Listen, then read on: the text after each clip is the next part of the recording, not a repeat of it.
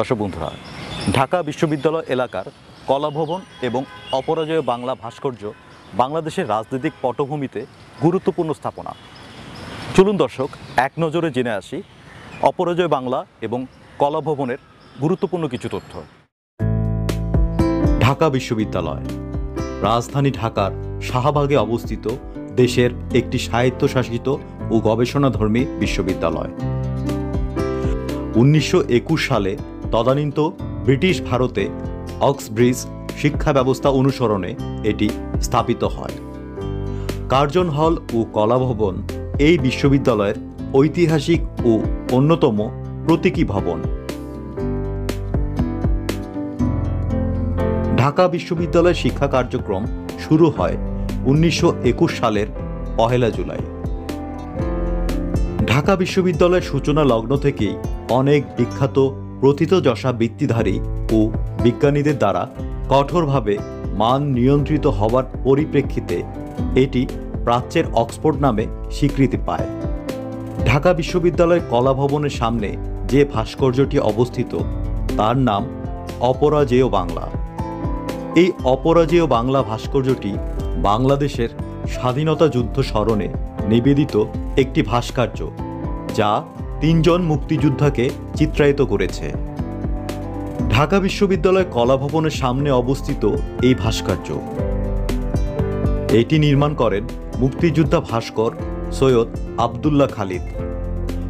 অপরাজেয় বাংলা নামকরণটি করেছিলেন মুক্তিযোদ্ধা ও সাংবাদিক সালেহ চৌধুরী।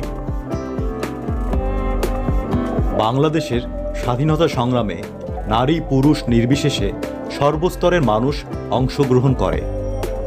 তাদের সম্মিলিত প্রতিরোধ ও আক্রমণে পাক বাহিনী পরাজিত হয়। সর্বস্তরের মানুষের স্বাধীনতা সংগ্রামে অংশগ্রহণের প্রতীকী চিহ্নই অপরাজেয় বাংলা। 1973 সালে ভাস্কর্যটির নির্মাণ শুরু করা হয় এবং 1979 সালের 16 ডিসেম্বর বিজয় দিবসে অপরাজেয় বাংলা উদ্বোধন করা হয়।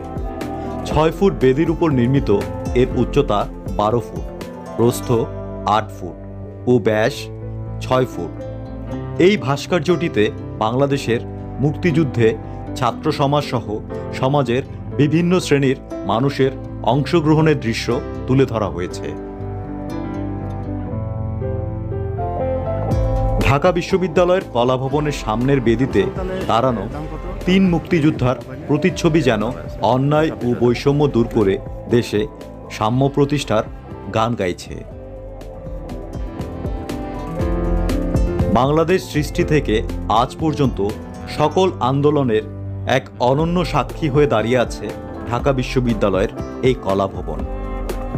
ঢাকা বিশ্ববিদ্যালয়ের এই কলাভবন 52 ভাষা আন্দোলন, 66 6 দফা, 69 গণ অভ্যুত্থান এবং 1971 সালের মহান মুক্তিযুদ্ধে এর অবদান স্বমহিমায় ভাস্বর হয়ে আছে।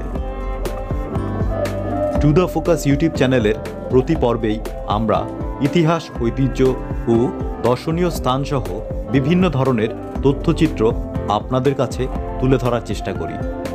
টু দ্য ফোকাস মূলত তথ্য ও বিনোদনমূলক একটি ইউটিউব চ্যানেল।